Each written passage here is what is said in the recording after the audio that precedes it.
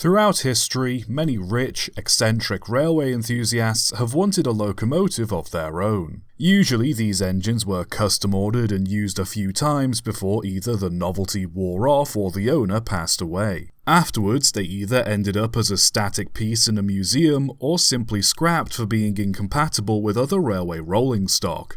But there was one unique Scottish engine that didn't only survive into preservation, but thrived, not just at home, but abroad too.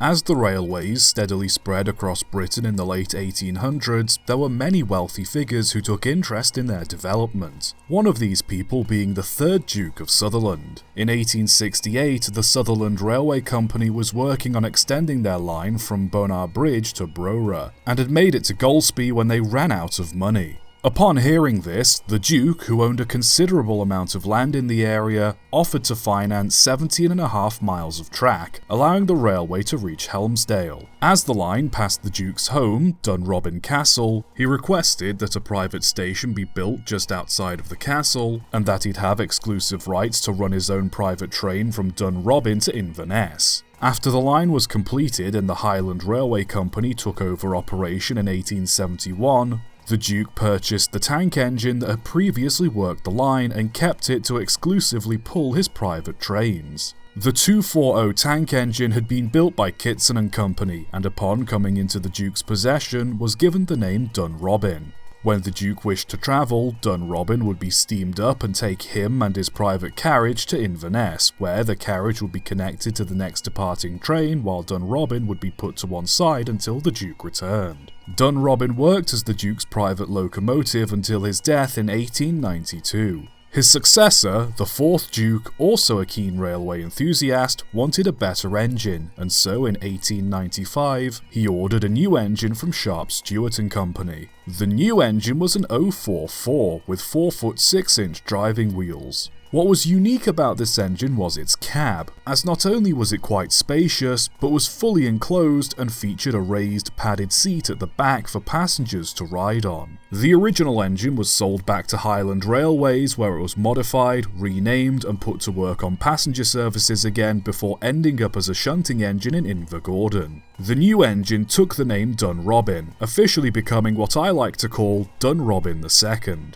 Passengers were often invited to ride in Dunrobin II's cab while the Duke drove the engine, where it was not only cosy, but warm and dry too, something that was most appreciated in the wet and windy Highlands. In 1899, Wolverton Works built the Duke a luxurious bogie saloon carriage to ride in whenever he travelled. Numbered 57A, it was equipped with sleeping compartments, cooking facilities, toilet, beautiful upholstery, and furnished with Spanish mahogany and Turkish and Wilton pile carpets. While the Duke would use this carriage when travelling up and down the country, when travelling between Inverness and Dunrobin Castle, he always preferred the footplate of his engine, with guests riding on the seats in the cab regardless of their status. So much so that among the names of those who have ridden in the engine are those of King Edward VII, King George V and VI, King Alfonso of Spain and Kaiser Wilhelm II.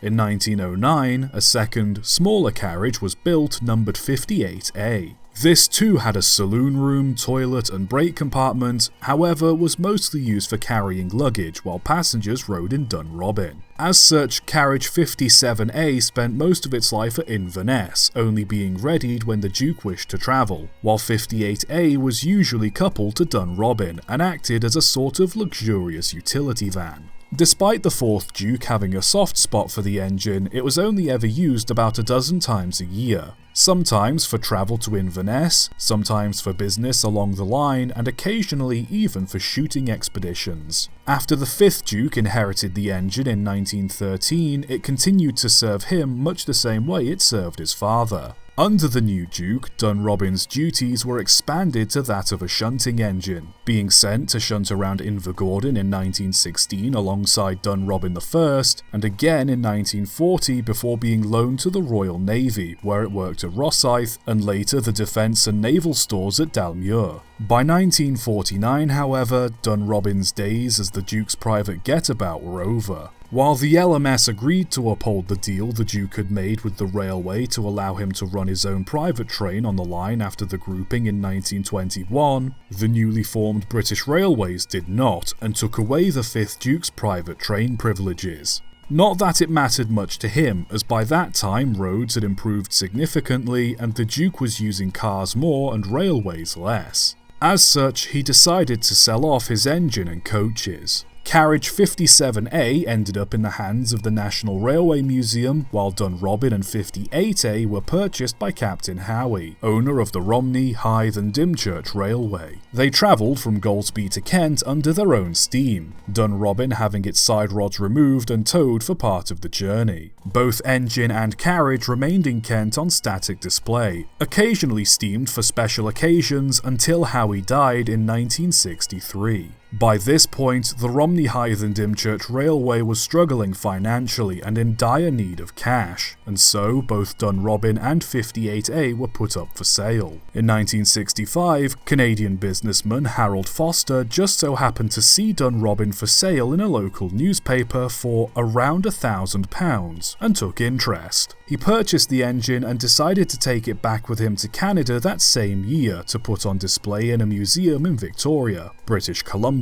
Despite getting both Dunrobin and 58A to Victoria in one piece, Foster soon went bankrupt. For most engines, being far away from home in the hands of a bankrupt businessman would spell death. However, fate had other plans for Dunrobin. Both it and the carriage were sold to the British Columbian government for $15,000, who decided to have them both restored so they could take part in the centenary celebrations of Canadian Railways in 1966. In order to comply with Canadian railway standards, the engine was fitted with knuckle couplers, an air brake pump, steam generator, and a bell under its cab. Despite being a little engine in a large, strange country, Dunrobin quite capably travelled the vast stretches of British Columbia for 3 months and celebrated the centenary along with many other Canadian-built engines. Once the celebrations were over, they were moved to Fort Steele Heritage Village, where they carried visitors along the 4-kilometre tourist line. As the number of visitors became too much for 58A to handle alone, a British Railways Mark I carriage was purchased in 1970 and paired with the various Canadian carriages also used on the railway.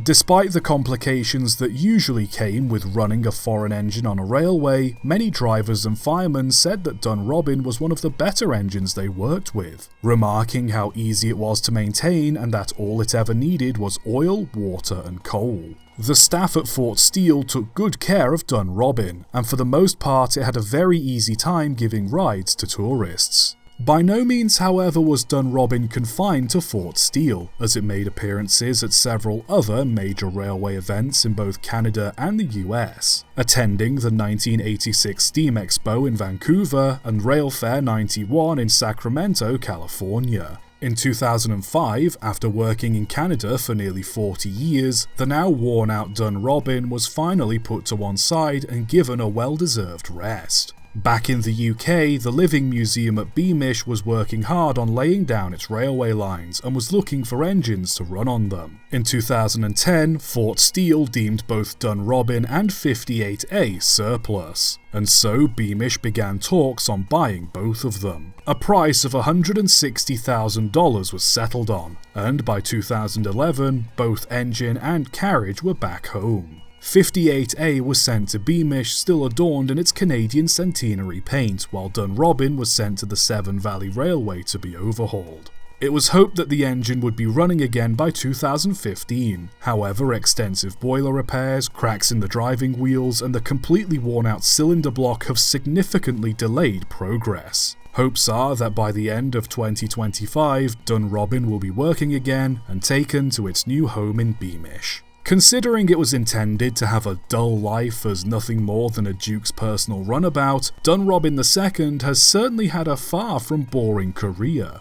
Despite being built for occasional recreational use, not only did it aid the railways in both world wars, but also proved to be a hard-working passenger engine long into what many other engines would consider retirement in a foreign country.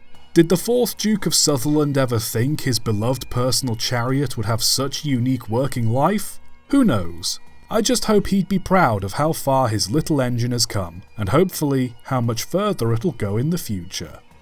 Subscribe for more.